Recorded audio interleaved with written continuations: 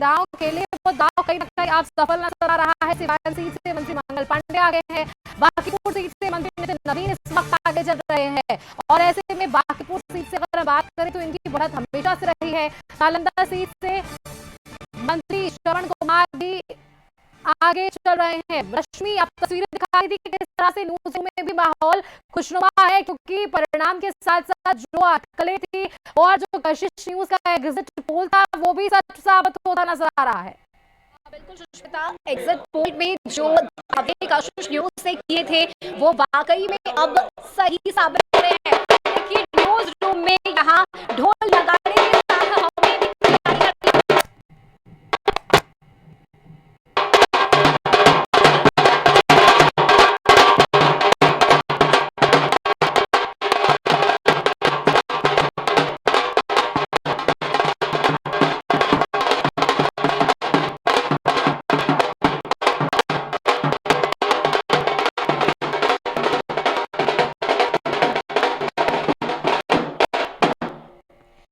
देखिए जब प्रत्याशी के नाम पर मुहर लग जाएगा जीत का तब ये ढोल हम बजाएंगे, लेकिन अभी तक जो रुझान सामने आ रहे हैं वाकई में इसमें एनडीए को बढ़त मिली है। और जिस दो बड़े चेहरे यानी डिप्टी सीएम के नाम की चर्चा जो हम लगातार कर रहे थे, सम्राट चौधरी और विजय सिन्हा, देखिए अब विजय सिन्हा भी अपनी सीट से आगे आ गए हैं। तो ये आगे होना, प्रत्याशी के पीछे होने का ये खेल अभी आगे भी जारी रहेगा। थोड़ी देर के बाद यानी 3 से 4 घंटे के बाद अमूमन ये जो आंकड़े हैं, जो पिक्चर है वो पूरी तरह से क्लियर हो जाएगी, स्पष्ट हो जाएगा। लेकिन इतना जरूर है कि इस बार चाहे वो एनडीए हो या फिर महागठबंधन, सभी ने अपनी पूरी ताकत झोंक दी ताकि इस बार बिहार में 2025 चलिए बिना देरी एक बार अपने दर्शकों को जेडीयू कार्यालय वापस लिए चलते हैं, क्योंकि वहां तो खुशी अभी से ही मन रही है।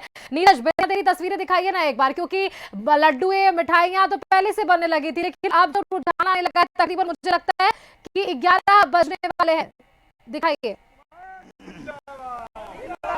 बिल्कुल, देखिए जदयू कार्यालय की तस्वीर दिखा रहे हैं कि यहाँ पे आप देख सकते हैं कि महिला पुरुष कार्यकर्ता जो भी हैं जदयू के, वो सभी लोग जदयू का देखिए कि झंडा लेकर के और ये नीतीश कुमार का नारा लगा रहे हैं। इन लोगों का साफ तौर पे कहना है कि नीतीश कुमार पर जनता भरोसा की है, क्योंकि नीतीश कुमार जो कहते हैं वो करते हैं और विकास पुरुष के नाम से जाने जा सकते हैं। कांकड़ा अपने दर्शकों को बता देते हैं कि एनडीए और महागठबंधन के बीच जो रुझान सामने आए हैं वो क्या कहते हैं, समीकरण क्या कहता है। रुझानों ने जेडीयू को सबसे बड़ी पार्टी बता दिया है। जेडीयू को 78 सीटें मिली है, बीजेपी को 76 सीट मिली है, जिस पर ये दोनों पार्टियां अपनी बढ़त बनाई हुई है। आरजेडी से 39 है और लोजपा से रामविलास को 21 मिल चुका है। तो यानी कि रुझानों में जेडीयू सबसे बड़ी पार्टी साबित हो गई है। रश्मि, दर्शकों को हम बता रहे हैं जहां जेडीयू इस वक्त सबसे बड़ी पार्टी बनकर उभरी है। देखिए कहा यह जा रहा था कि एनडीए में बिग बी की भूमिका में कौन रहेगा, बीजेपी या जेडीयू, और यही वजह थी कि सीट बंटवारे को लेकर भी कशोकश हुई थी। कई राउंड की बैठक हुई, बातचीत हुई, रूठने बनाने का काम भी जारी रहा, लेकिन सीटों का जो बंटवारा हुआ, जो आंकड़े सामने आए, उसमें 101 का रेशो तय किया गया, यानी बीजेपी 101 पर और जेडीयू 101 पर। दोनों ने ही अपने प्रत्याशियों को उतारा और ऐसे में जो अभी रुझान सामने आए हैं उसमें देखिए 78 ऐसी सीटें हैं जहां पर जेडीयू के प्रत्याशी आगे चल रहे हैं। संपादक अनुराग ठाकुर हमारे साथ हैं, उनसे समझ लेते हैं। देखिए जब सीटों का बंटवारा हो रहा था, जब ये रेशियो तय किया जा रहा था, समीकरण तय किया जा रहा था, उस वक्त बिग बी की भूमिका को लेकर लड़ाई थी। लेकिन देखिए जनता मालिक है और जनता सर्वोपरि है।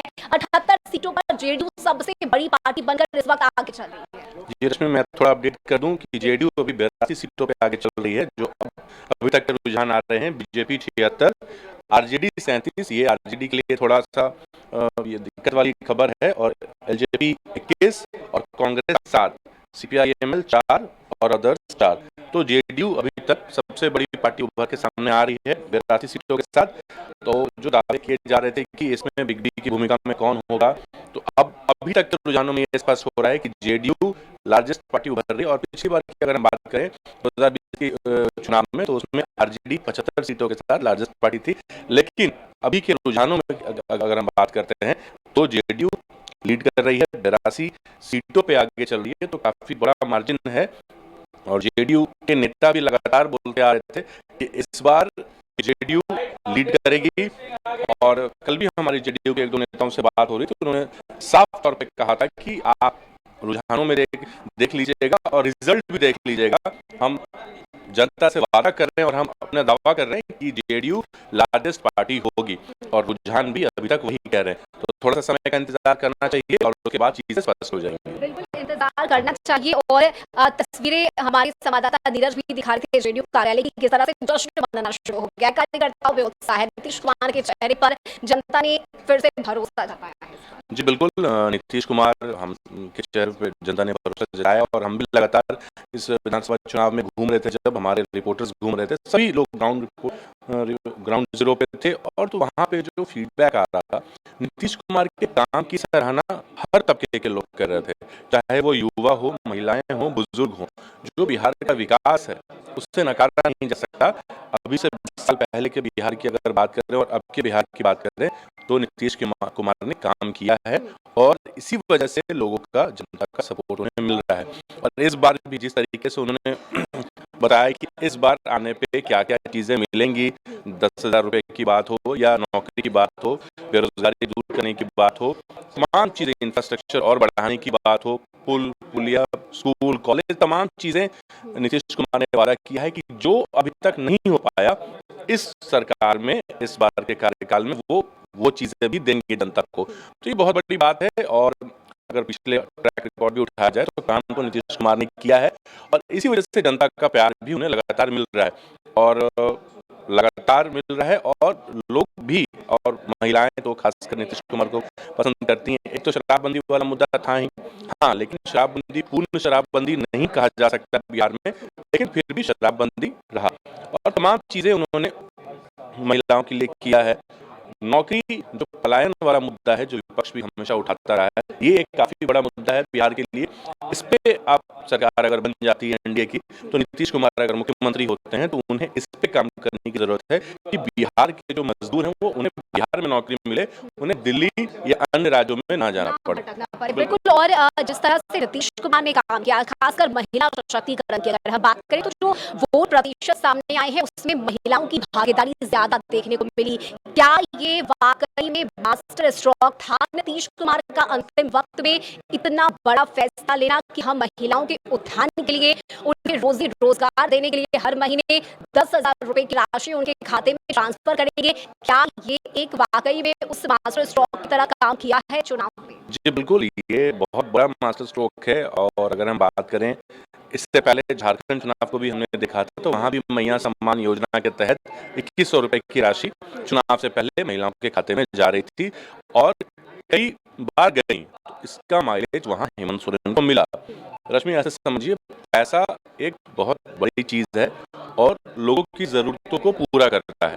जिस तरीके से झारखंड में हमने देखा कि लोगों की जरूरतें पूरी हो रही थी, जो गरीब लोग थे, जिन्हें पैसा नहीं मिल रहा था, जिन्हें राशन का दिक्कत था, जिन्हें अपनी जीवनी चलाने में परेशानी, तो उन्हें अगर मिल रहा है तो उनके लिए बड़ी बात है।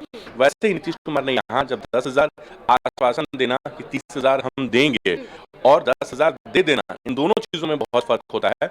और जिन्हें भी 10,000 रुपया मिला है, कई लोगों को मिला, तो ये उनके लिए तो भाई प्लस पॉइंट है, और वो एकदम बिल्कुल नीतीश कुमार को वोट करेंगे, क्योंकि उन्हें देखिए ना, जश्न की तस्वीर सामने आ रही है, पटाखे छूटने लगे हैं, जो जनता के विश्वास की बातें कही जा